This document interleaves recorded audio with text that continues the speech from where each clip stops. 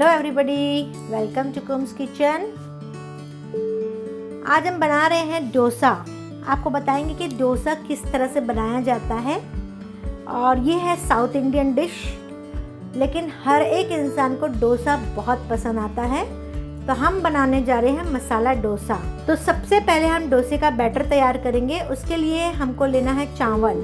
तो ये जो चावल मैंने लिया है ये मोटे चावल है जो राशन की दुकान में मिलते हैं। आप कोई भी चावल ले सकते हैं, लेकिन मैंने ये मोटा चावल लिया है। इससे डोसा बहुत क्रिस्पी और बहुत ही मज़े का बनता है। तो ये 6 कप मैंने चावल लिया है। मैंने इस कप से 6 कप लिया है। आप कोई भी माप ले सकते हैं, उस माप से आप जितना चाहे। हमने 6 लिया है, उसके हिसाब से आपको प्रोपोर्शन बताते हैं। और इसको 3 पानी से हम धोएंगे पहले, और उसके बाद आपको बताएंगे कि किस तरह से इसको भिगा के रखते हैं। ये हमने लिया है उड़द की दाल। तो 6 माप हमने चावल लिया था, उसके सामने हमने लिया है 2 माप उड़द की दाल। तो इसको हम 3-3 पानी से अच्छे से घस के धो लेते हैं और फिर इसको भिगा के 6 से 8 घंटा रखेंगे। तो चलिए इसको भिगा लेते हैं। तो चलिए, चावल को हमने 3 बार धो लिया है और इस तरह से भिगा लिया है। और पानी जो है चावल के ऊपर तक, कम से कम 1 उंगली ऊपर तक रखना है, क्योंकि चावल जो है पानी को सक कर लेता है और थोड़ा फूल जाता है तो पानी कम हो जाएगा। इसलिए चावल में पानी थोड़ा ज़्यादा रखना है। तो उड़द की दाल भी हमने भिगा ली है, 3 बार धो लिया है और उसको अच्छे से भिगा लिया है। और ये दाल भी फूल जाएगी, तो इसलिए हम इसमें भी पानी ज़्यादा रखेंगे ताकि दाल ऊपर ना आने पाए, बल्कि पानी ऊपर रहना चाहिए। तो इसको भी हम रख देते हैं 6 से 8 घंटा भीगने के लिए। चावल और दाल रात भर भिगाया है हमने, और ये अच्छी तरह से भीग गया है। आप देख सकते हैं बहुत अच्छे से ये फूल गया है। अब ये चावल और दाल मिक्स करके हम इसको ग्राइंड कर लेंगे। तो चलिए इसको मिक्स करके हम ग्राइंड कर लेते हैं।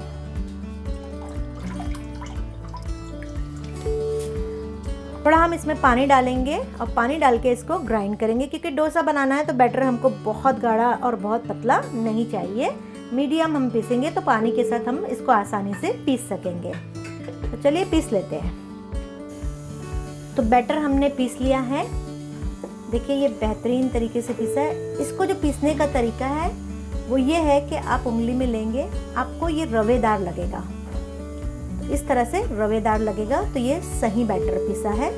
अब इसको हम बड़े बर्तन में इसलिए लिए हैं क्योंकि 6 से 7 घंटा ये ऐसे ही पड़ा रहेगा तो ये फूलेगा। इसलिए बर्तन हमको बड़ा लेना है ताकि ये फूलने की इसको जगह मिले। तो इसको 6 से 7 घंटा रख देते हैं और चलिए दूसरी तैयारी करते हैं। अब आपको बताते हैं कि डोसे की चटनी कैसे बनाई जाती है। तो हमने एक पैन लिया है, उसको गरम कर लिया है, और 1 कप हमने ले लिया सिंगदाना यानी कि मूंगफली। तो इसको हम भून लेंगे अच्छी तरह से। तो इसको हम लो फ्लेम में अच्छे से कंटिन्यू हिलाते हुए भुनेंगे। और जो आज चटनी बना रही हूँ मैं डोसे की, नॉर्मली लोग खोपरे की चटनी बनाते हैं, लेकिन हम आज खोपरे की चटनी नहीं बता रहे हैं, एक अलग चटनी बना रहे हैं ताकि इसका टेस्ट आप ले सके और इसका मज़ा आप उठा सके। तो अच्छी तरह से इसको कंटिन्यू चलाना है। अगर आप कंटिन्यू नहीं चलाएंगे तो एक तरफ जल जाएगी और एक तरफ ये कच्ची रह जाएगी, जिससे इसका टेस्ट चटनी में अच्छा नहीं आएगा। तो कंटिन्यू इसको चलाते रहें। तो देखिए ये धीमी आंच में 5 से 10 मिनट तक तकरीबन ये भुने हैं और ये ब्लैक स्पॉट आने लगे हैं सिंगदाने में। तो इस तरह से जब स्पॉट्स आने लगे तो समझ लीजिए कि आपकी सिंगदाना अच्छे से भुना गई है। अगर आप तेज़ आंच में भुनेंगे तो ऊपर से छिलटा जल तो जाएगा, लेकिन अंदर से सिंगदाना कच्ची रह जाएगी। लेकिन अगर धीमी आंच में ये छिलटा डार्क होने लगता है, थोड़ा जलने की शक्ल दिखती है, तो समझ लीजिए आपकी सिंगदाना अच्छे से अंदर से भी पक चुकी है। तो इसका टेस्ट बहुत अच्छा आएगा। तो चलिए इसको हटा लेते हैं। जब तक सिंगदाना ठंडा हो रहा है तब तक हम ये लिए हैं आधा कप, ये चने का दलिया है। सिंगदाना हमने 1 कप लिया था और चने का दलिया हम आधा कप ले रहे हैं। ये मार्केट में आसानी से मिल जाता है। इसको भी हम थोड़ा भून लेंगे जब तक इसमें स्लाइट ब्राउन स्पॉट्स आने लगेंगे, तब हम इसको उतार लेंगे। लेकिन ध्यान रहे कि फ्लेम हमारा लो पे ही होना चाहिए।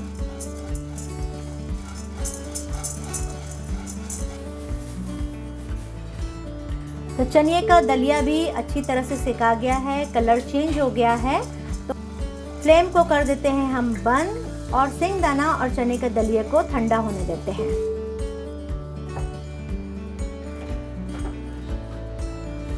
ये सिंगदाना हमने सेक लिया था और सेकने के बाद इसको ठंडा किया। ठंडा करने के बाद इसके थोड़े छिलटे निकाल लिए हैं। तो इसकी बनाएंगे हम चटनी। और ये चना भी हमने सेका था, इसको भी डाल देते हैं इसके अंदर। और अपने टेस्ट के मुताबिक हमने 5 हरी मिर्ची डाली है। ये तीखी वाली है, आपको जितनी चाहिए आप डाल सकते हैं। 1 टीस्पून हम डालेंगे भुना हुआ जीरा पाउडर। मैंने जो जीरा पाउडर यूज किया है वो सॉफ्ट बाइट्स का है। ये घर का भुना हुआ जीरा बहुत ही अच्छी क्वालिटी का और बहुत ही अच्छा खुशबूदार ये जीरा पाउडर है। अगर आपको ये जीरा पाउडर चाहिए तो डिस्क्रिप्शन बॉक्स में लिंक दिया हुआ है, आप वहां से खरीद सकते हैं। तो चलिए, चटनी बन के बिल्कुल रेडी है। देखिए, इस कंसिस्टेंसी में हमको चटनी चाहिए। ये बहुत सारी चटनी हमने बनाई है क्योंकि डोसे में चटनी बहुत ज़्यादा लगती है। और इसमें हमने 5 मिर्ची आपको बताया था, लेकिन हमको 2 मिर्ची और डालनी पड़ी और आधा गिलास पानी और डालना पड़ा। तो आप अपने टेस्ट के मुताबिक तीखा कम या ज़्यादा कर सकते हैं। तो ये रेडी है, इसको साइड पे रखते हैं। तो एक चटनी हमारी तैयार हो गई है, तो दूसरी चटनी की भी हम तैयारी कर लेते हैं। चटनियाँ पहले से बना के रख दो तो बहुत आसानी होती है। तेल गरम हो गया है। 2 टेबलस्पून हमने लिया है उड़द की दाल, इसमें डाल देते हैं। और 2 टेबलस्पून हमने लिया है चने की दाल। इसको हमको गोल्डन फ्राई करना है। चटनी का टेस्ट तभी अच्छा आएगा जब ये गोल्डन फ्राई होगा।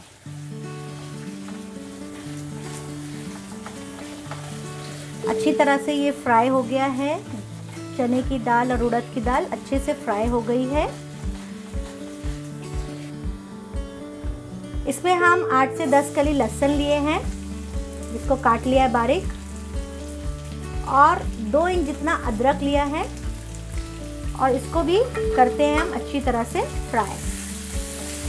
सारी चीज़ें अच्छे से फ्राई होगी तो चटनी का टेस्ट बहुत अच्छा आएगा। अब हम फ्लेम को कर रहे हैं लो पे, ताकि कोई चीज़ जलने ना पाए और अच्छे से फ्राई हो जाए। लाल नहीं करना है अदरक लहसुन को। उसी के साथ हम डाल रहे हैं 4 सूखी लाल मिर्च, आप अपने टेस्ट के हिसाब से डालें। और उसी में हम डाल रहे हैं एक बड़ी प्याज काट के, जिसको हमने रफली चॉप कर लिया है। और इसको करेंगे हम अच्छी तरह से मिक्स। अच्छे से सब मिक्स हो जाएगा। 2 से 3 मिनट प्याज को अच्छी तरह से हिलाना है। 5 बड़े टमाटर हमने काट के लिए हैं, इसमें डाल देते हैं और इसको भी करेंगे अच्छी तरह से मिक्स।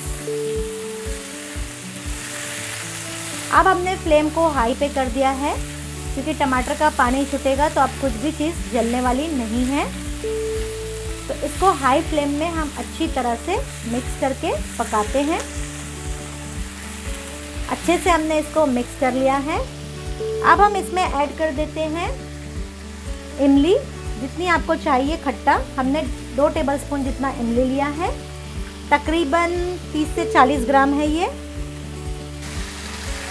इसको कर देते हैं हम अच्छी तरह से मिक्स। तो इमली भी सॉफ्ट हो जाएगी और इसका खट्टापन भी इसमें आ जाएगा। 1 टीस्पून नमक या अपने टेस्ट के मुताबिक, और 1 टेबलस्पून हम डाल रहे हैं कश्मीरी लाल मिर्ची पाउडर। ये कश्मीरी लाल मिर्ची पाउडर हमने यूज़ किया है सॉफ्ट बाइट्स का। ये प्रीमियम क्वालिटी है, बहुत ही अच्छा कलर और बहुत ही अच्छा इसका टेस्ट है। अगर ये कश्मीरी लाल मिर्च पाउडर आपको चाहिए तो डिस्क्रिप्शन बॉक्स में लिंक दिया हुआ है, आप वहाँ से खरीद सकते हैं।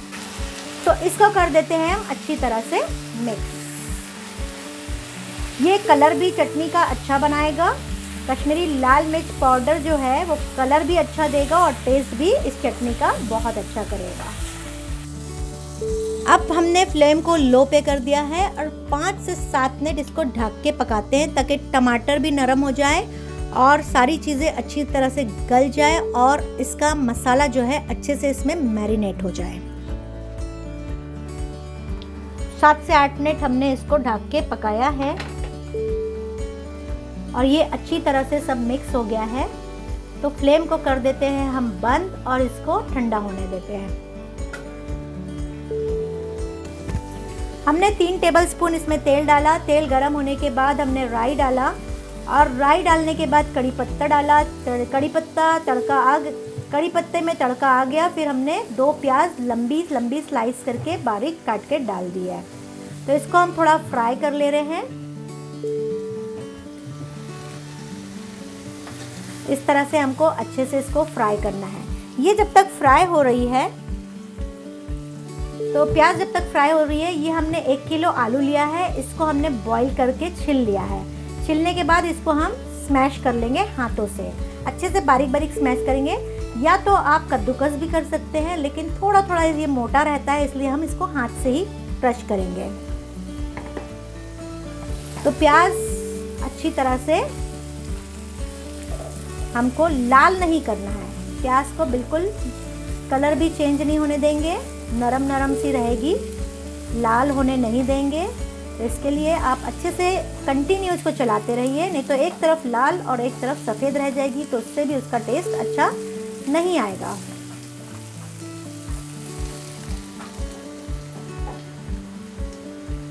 थोड़ी प्याज फ्राई हो गई है तो हम इसमें डाल दे रहे हैं 6 से 7 हरी मिर्ची। या आप अपने टेस्ट के मुताबिक कम या ज़्यादा टेस्ट के हिसाब से अपना हरी मिर्ची डालें और इसको हम करेंगे अच्छी तरह से मिक्स। हमने प्याज के साथ हरी मिर्ची इसलिए नहीं डाली है क्योंकि जब प्याज के साथ ही हरी मिर्ची डालते हैं तो बहुत ठास आने लगती है, इसलिए हम थोड़ा से देर से डाले हैं ताकि प्याज थोड़ी फ्राई हो जाए। उसके बाद हरी मिर्ची डालेंगे तो ठास नहीं आएगी।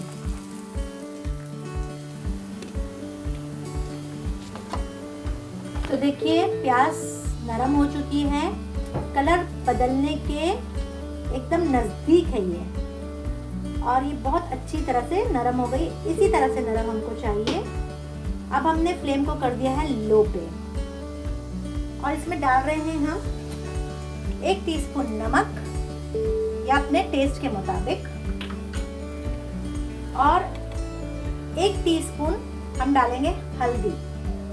हल्दी हमने जो इस्तेमाल किया है वो है लकडंग टर्मरिक। सौंफ बाइट्स की ये लकडंग टर्मरिक है। ये टर्मरिक जो है इसमें करक्यूमिन कंपाउंड जो होता है वो 7 to 9% होता है, जो हेल्थ बेनिफिट्स बहुत ज़्यादा है। इसके हेल्थ बेनिफिट्स अगर आपको जानना है तो आप डिस्क्रिप्शन बॉक्स में लिंक दिया हुआ है, उसमें हेल्थ बेनिफिट्स भी जान सकते हैं और उसी में इसका लिंक है जहाँ से आप खरीद सकते हैं। अगर आप सौंफ बाइट्स का लकडंग टर्मरिक खरीदना चाहते हैं तो डिस्क्रिप्शन बॉक्स में लिंक दिया हुआ है, आप वहाँ से खरीद सकते हैं। तो इसको करेंगे हम अच्छी तरह से मिक्स। फ्लेम हमने लो पे रखा है। लो पे इसलिए रखा है ताकि प्याज जल ना जाए और हल्दी और नमक अच्छी तरह से फ्राई हो जाए। तो हल्दी का जो कच्चापन है वो चला गया है। अब हम इसमें ऐड कर देते हैं आलू जो हमने स्मैश कर लिया है और इसको कर देते हैं हम अच्छी तरह से मिक्स। हम इसको अच्छी तरह से कर लेते हैं मिक्स।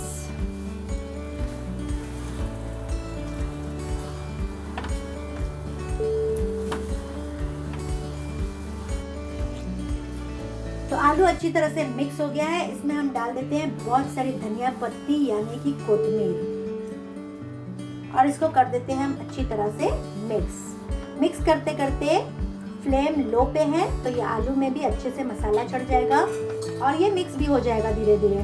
तो इस तरह से हमको अच्छे से इसको मिक्स कर लेना है,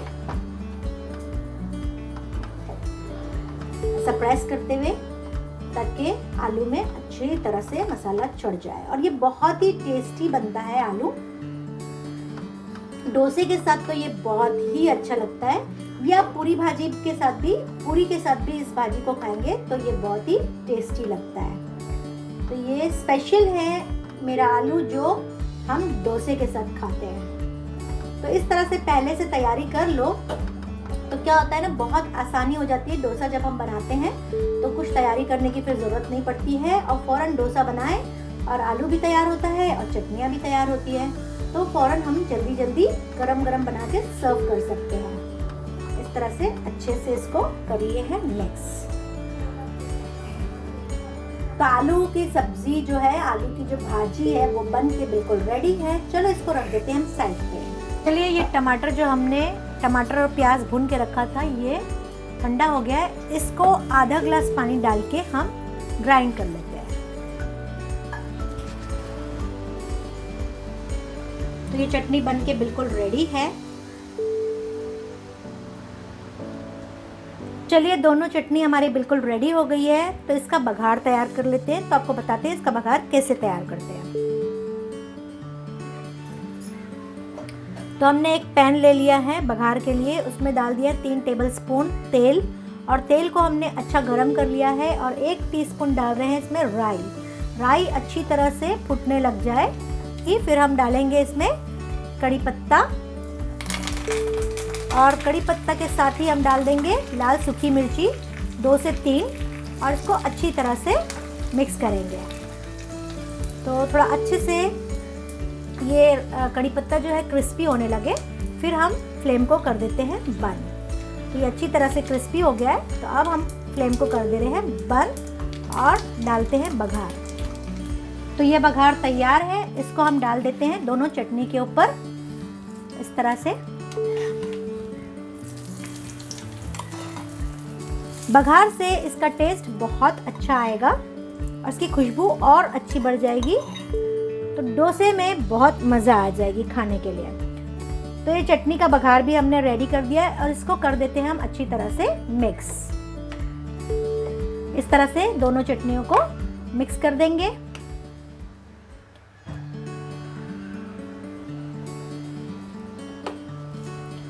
और इसको भी हम मिक्स कर दे रहे हैं। देखिए कितना बेहतरीन लग रहा है।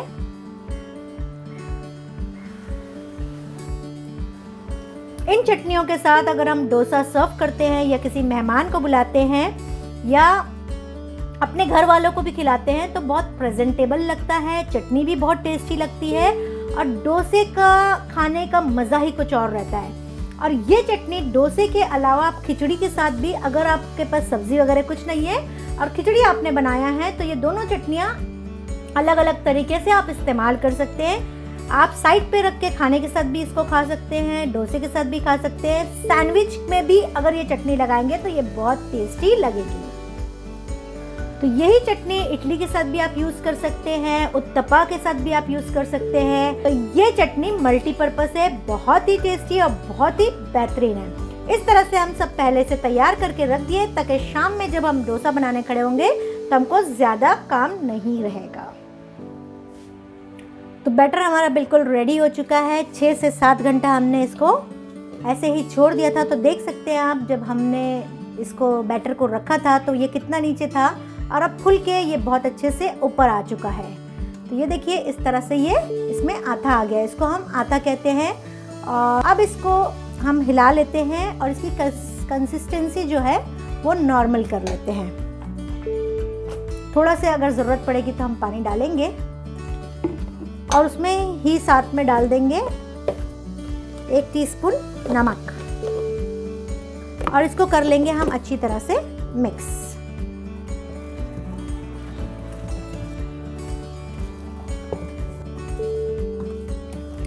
तो इस तरह से हमने इसको अच्छी तरह से कर लिया है मिक्स और इसकी कंसिस्टेंसी इस तरह से होगी, ना ही बहुत पतली और ना ही बहुत गाढ़ी। इस तरह से इसकी कंसिस्टेंसी होगी। देखिए आराम से ये गिर रहा है। तो चलिए हम डोसा बनाना स्टार्ट करते हैं। तो हमने एक तवा लिया है, ये डोसे का तवा है और ये लोहे का तवा है। लेकिन आज के ज़माने में जो तवे होते हैं या डोसा बनाने के जो पैन आते हैं वो नॉन स्टिक होते हैं, तो आप नॉन स्टिक भी यूज़ कर सकते हैं, लेकिन मेरे पास ये स्पेशल डोसे का तवा है तो मैं ये यूज़ कर रही हूँ। तो इसको मैं क्या करूँगी, पहले तेल लगा लूँगी तवे पे, इस तरह से अच्छे से इसमें तेल लगा लूँगी। तवा अच्छे से गर्म हो चुका है और प्याज जो मैंने लिया है हाफ, ये प्याज लिया है मैंने, इसको हाफ कर लिया है और इसको तवे पे अच्छी तरह से घस दूँगी। अच्छे से तेल और प्याज को मैं मिक्स करूँगी। इस तरह से करने से तवा स्मूथ हो जाता है और डोसा हमारा बहुत अच्छा बनता है।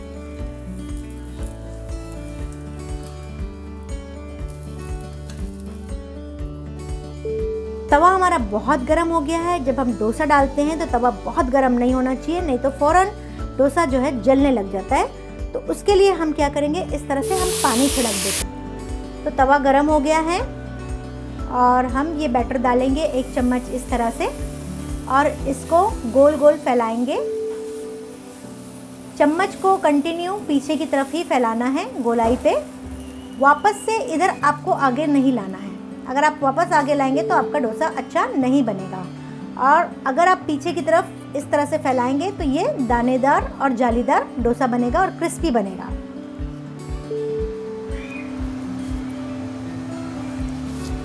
फ्लेम हमने हाई पे रखा है। अब जैसे ही डोसा का जो बैटर है, जो डोसा है, वो ऊपर से सूखने लग जाए, यानी कि पकने लग गया है, उस वक्त हम डालेंगे ऊपर से तेल। इस तरह से जितना आपको तेल चाहिए, ज़्यादा तेल लगता नहीं है। और देखिए यहाँ से ये अपने तवे को छोड़ने लगा है, यानी कि ये बैटर बहुत अच्छा बना है, जो तवे से हटने लगा है, जो बहुत अच्छा इसका ये फूला था। तो ये देखिए बहुत आसानी से निकल गया, हमको निकालना भी नहीं पड़ा। अब इसमें हम डालेंगे आलू, जो हमने बनाया था, आपको दिखाया था। आलू इस तरह से रख लीजिए और इसको पलट दीजिए इस तरह से। देखिए कितना बेहतरीन और क्रिस्पी ये डोसा बनके तैयार हुआ है। इसी तरह से हम सारे डोसे को बना लेते हैं। तो क्रिस्पी क्रिस्पी डोसा बनके बिल्कुल रेडी है, बहुत ही टेस्टी है और 2 चटनियों के साथ तो बहुत ही मज़ा आने वाली है। तो इस तरह का डोसा आप भी बनाइए। कमेंट में लिखिए कि आपका डोसा और ये चटनी कैसी बनी। मैं कमेंट सबके पढ़ती भी हूँ और जवाब भी देती हूँ। So thank you very much.